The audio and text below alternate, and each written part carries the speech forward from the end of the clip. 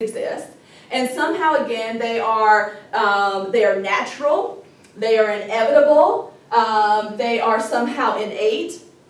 Now, I have to say, in the current cultural and social climate we live in, that when I work with educators, they are much more reluctant to use this frame when they talk about race and racism. And I think that makes sense because, again, we're talking about somehow sort of deep-seated racial distinctions and people. If we know anything else, we know people do not want to be called what? Racist. In fact, what the data show is people are more concerned about being called racist than they will actually exert the political will to fight racism. Okay?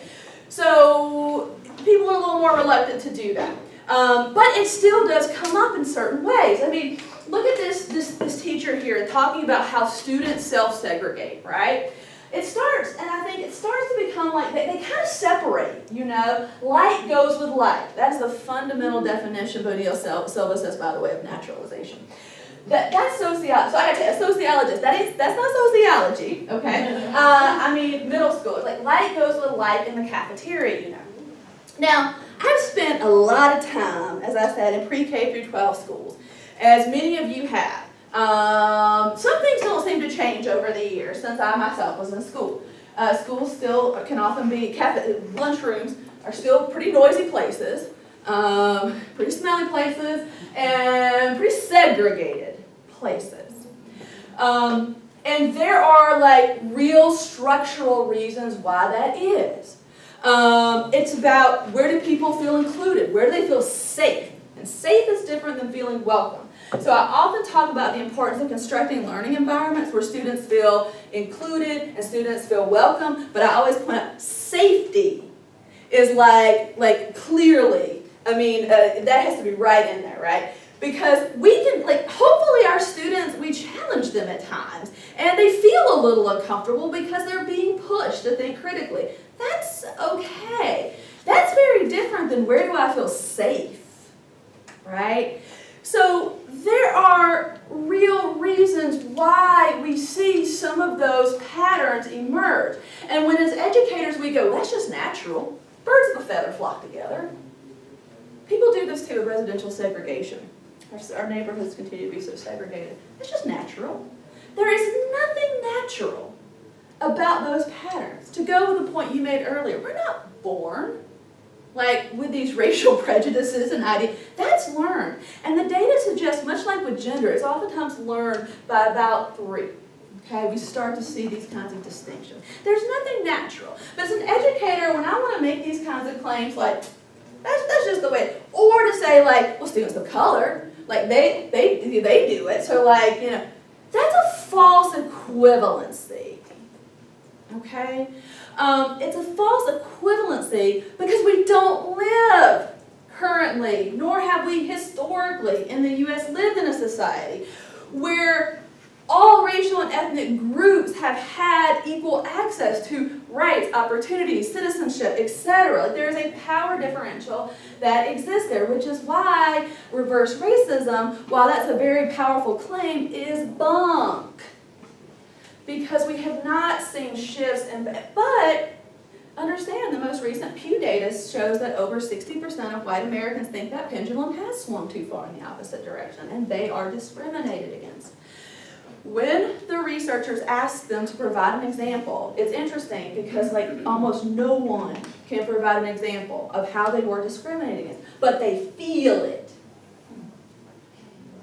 It's not a feeling, okay? So this notion of, well, everybody does it, it's natural. No, we do not have a racial homing device that we are born with that attracts us, the people who look like us. That's not natural.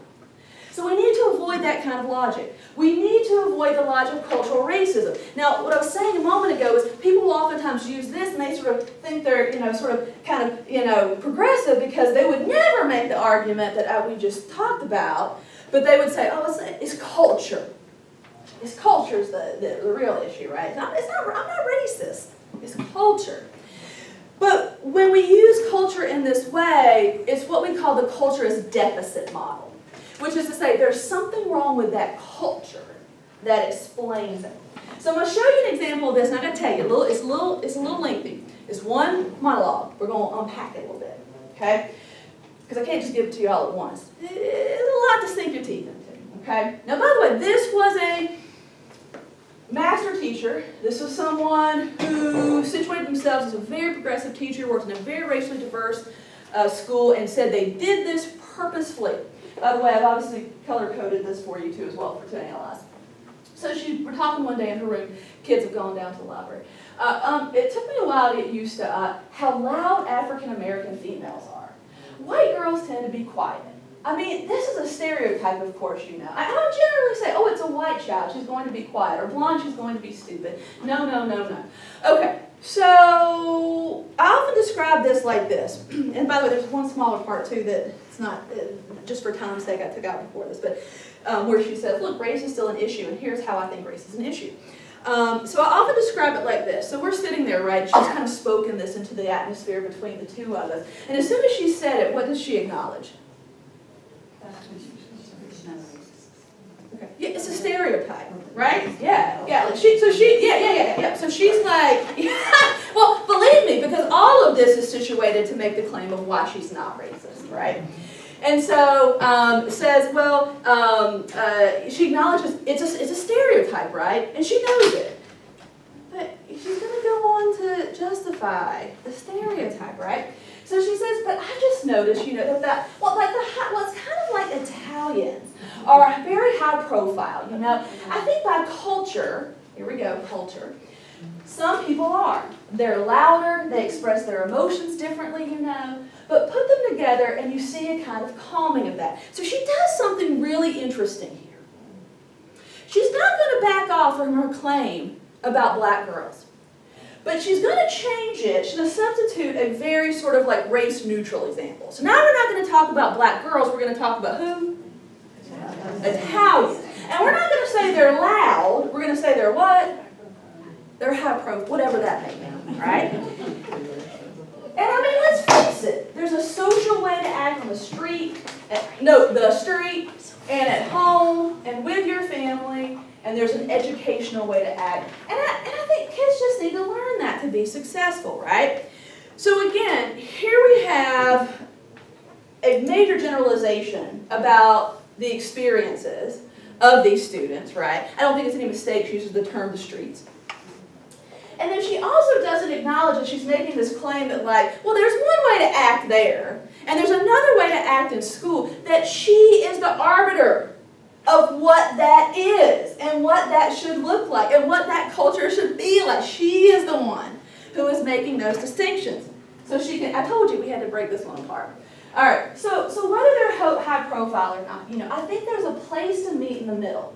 And for those kids that don't express themselves, whether they're white or they're Latino or they're withdrawn or they're African American and whatever, you know, I think there's a meeting in the middle that happens when you form community in the classroom and kids start rubbing off on each other. That sounds beautiful.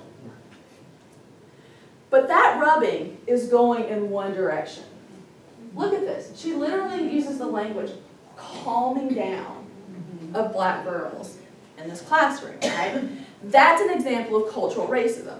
Now, if asked, that teacher would have fundamentally said, no, I'm not what? Racist. That is racism. That's cultural racism. The last example I want to show you before we move on it has to do with what's often called the minimization of racism argument. And it goes something like this. Well, you know, some inequality still exists, but things are better now than in the past. And I always sort of point out, if you are white and you are making that argument, you need to step back and ask yourself, with what authority are you speaking to that experience, okay? But it really is sort of also what I sometimes call in my work, the anything but race argument. If I see that used anywhere today, this actually, I told you we're many hats, so this actually came up we called them forums when I was running for office. I called them debates.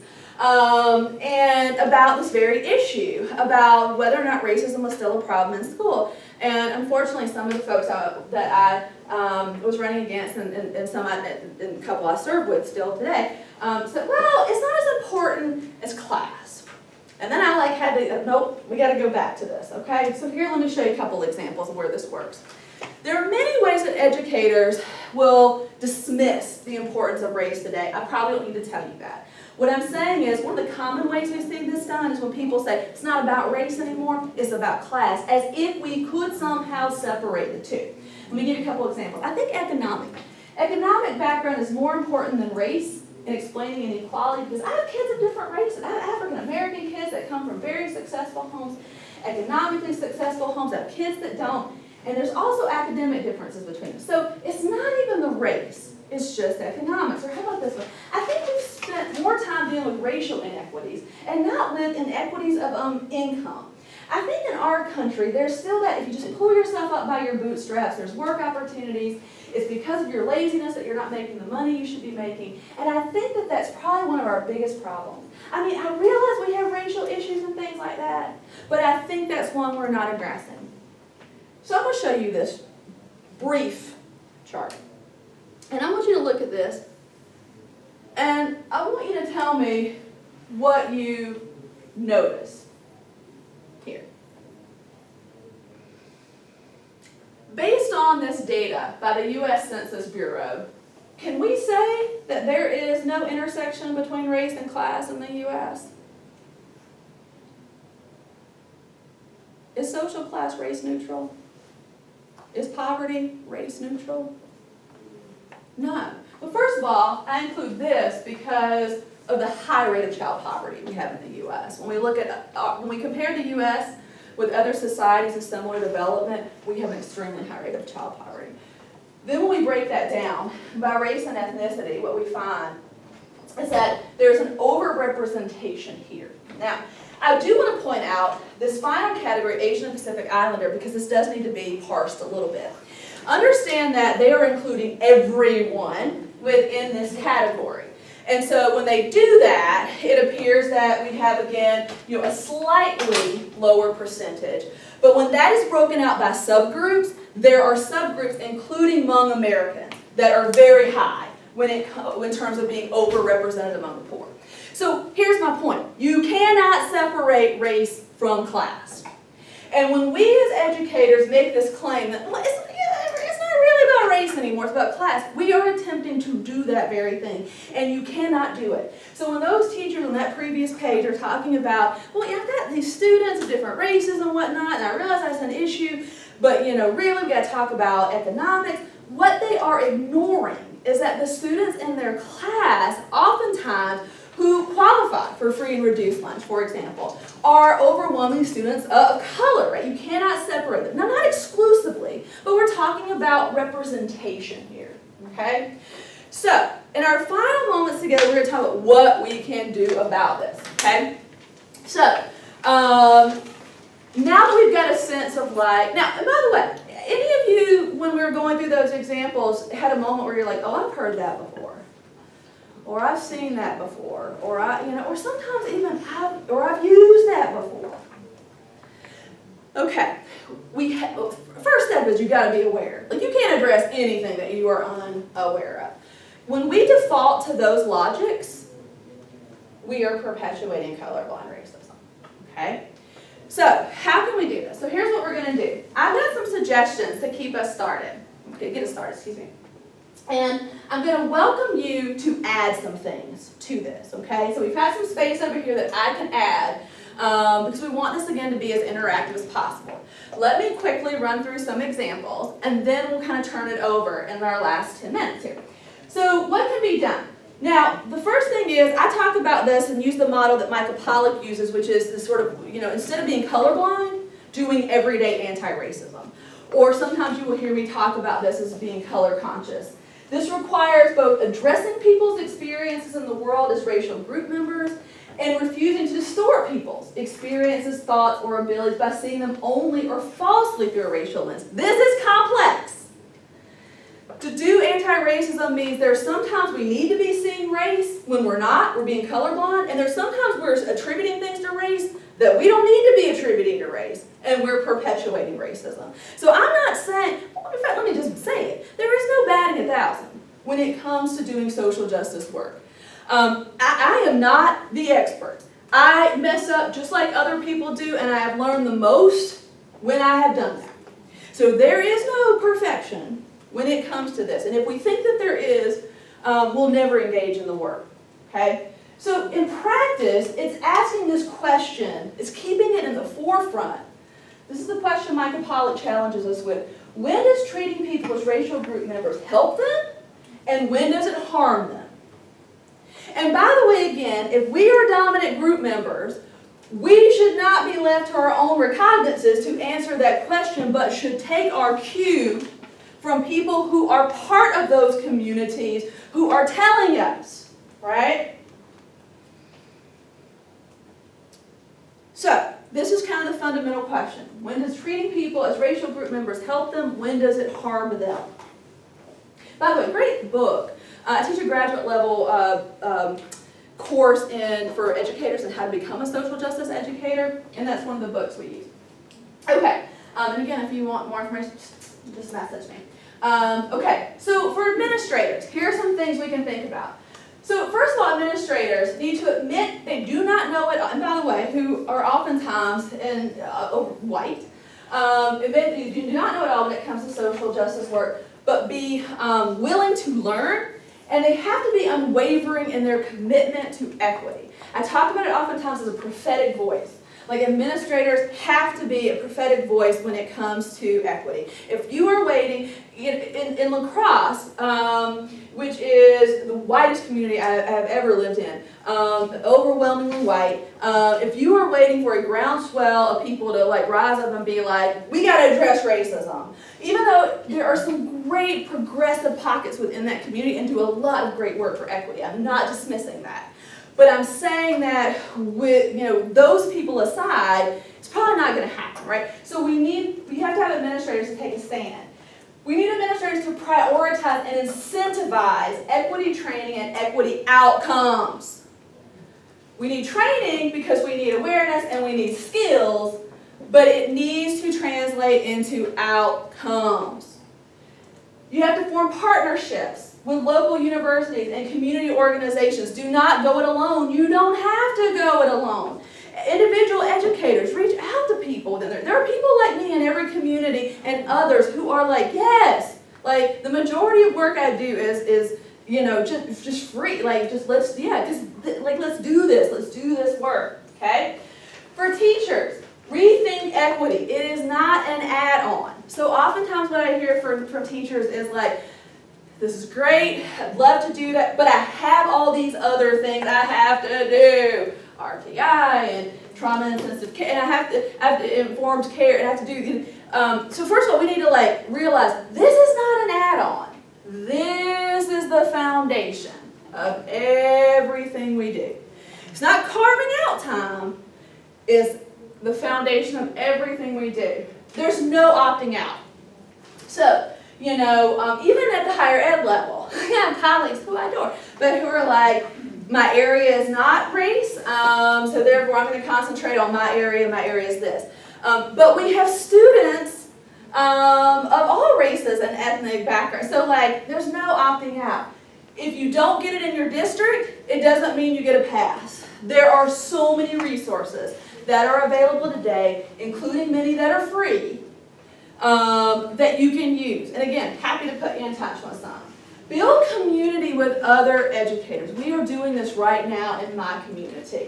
It is hard if you are one or two or three people in your school, in your district, or building who are wanting to do this work and are interested in it. But you are not alone across those districts. I can tell you that is my experience from working in multiple districts. So build community, find those people. And again, I have suggestions for ways that you can do that because we've done it in our own community. And they started that with just a listserv out to people. Do you want to be part of a network? And now they've created a website with all kinds of resources and opportunities to come together on a monthly basis because you might not get support from your principal, you might not get it from other people or maybe your school board, but that you can find support.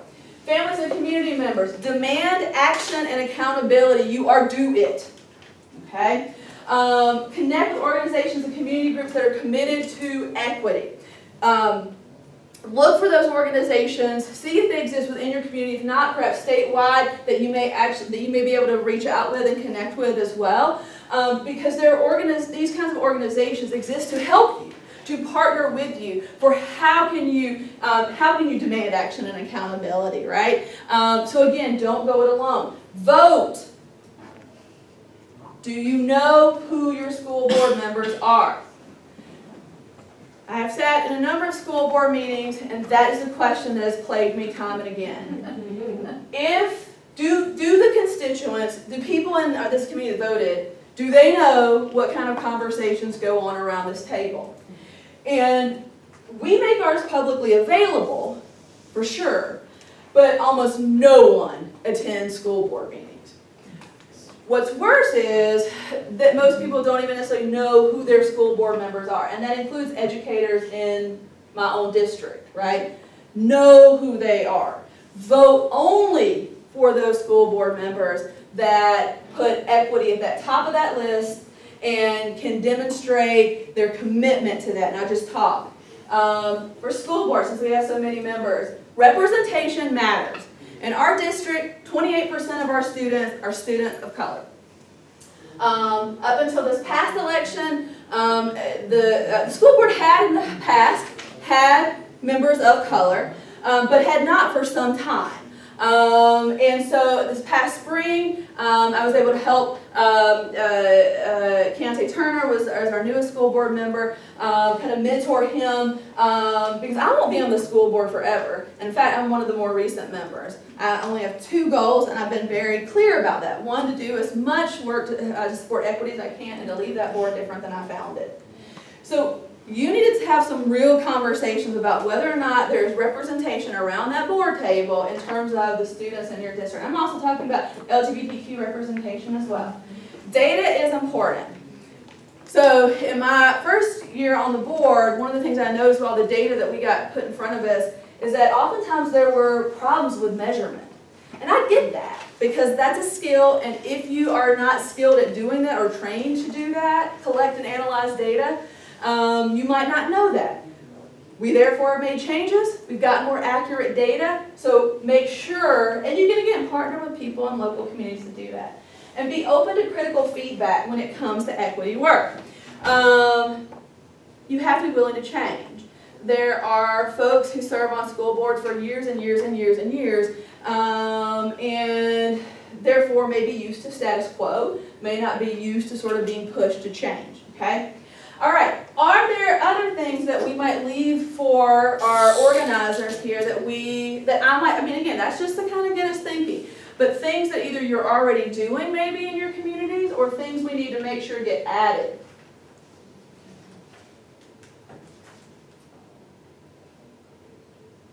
Yeah. You know, one of the things that really helped me understand issues around racism as a product of a largely white Wisconsin community was when I started working with people of color and I got a chance to hear their stories. Okay. Their stories about what happened to them in everyday life. Sure. You know, whether it's driving down the road, being stopped by a police officer repeatedly every time they go to their home, or being followed when they go into stores, and you just hear the stories, and it gives you a chance to ask yourself, what if that was me? Would I put up with that kind of stuff? And you get angry and indignant, and you want to change because it's not fair. So, I mean, even just giving people the chance to come together and share their stories is really important. Okay. So I'm going to put over here, because this transcends any one category. I'm going to say listen, but also understand that it is not people of color's job to educate white people, right? And I'm not saying you're saying that, but I think that's important to remember. Listen, but also remember, not color's job to educate. As a colleague of mine often says, my grandmother said there's a reason we're born with 2 of those and maybe 1 of those, right? Which is we need to be listening more, which is, I think, what you're saying, okay? Other things that we want to make sure that gets gets conveyed. Um, Yeah, no, please, go I ahead. would say, well, my school that I work at is, in 5-206, which is like one of the most incarcerated Yeah. zip codes in America. And one thing that my principal tries to push to our teachers and staff is supporting the neighborhood Mhm. and knowing the surrounding neighborhood. So going to some of the small businesses or supporting, some restaurants on the weekends or a coffee shop to have meetings with a parent, things like that. Mhm. To be familiar with kind of where the students live or what their kind of, view is of their neighborhoods. Mhm.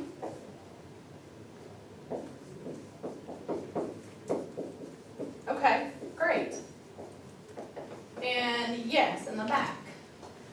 It seems to be hard to know, I guess, a little bit on how to engage people of different color and ethnic groups, because I know this is a problem, like, I don't know how to seek out the people sometimes, because, sometimes they seem hidden to me. It's probably my own lack of getting out maybe as much as I should, but I've tried to talk to people that are different than I am, Mhm. but I'm looking for a way to get more engagement. Okay. And what I can do to connect better. Okay, so this might be something we add to this point, right? Which is to say that while it's not the job of people of color, and it is not the job of our students of color, to educate, educators in the district, you're talking about sort of seeking resources in order to educate oneself. And again, today, fortunately, I mean, there's teaching for there's a number of sources that are online that could help perhaps bridge some of that gap in knowledge that you're kind of talking about as well. So resources can take many forms where that's concerned. I guess I'm just looking for better ways for inclusion. Yeah, exactly. Okay. Exactly. Okay, so I don't want to hold you up because you've got, what do you have next, a break or something? Yeah, and actually I have to teach this afternoon lacrosse. So, so I want to thank you again for coming. I am super easy to find. All you got to do is go to the UWL website and you can find me there. So if you want like additional resources or like a bibliography or you want the information about the book, I am happy to provide that to you. So enjoy the rest of your day. Looks like you got a lot of great sessions. Thank you.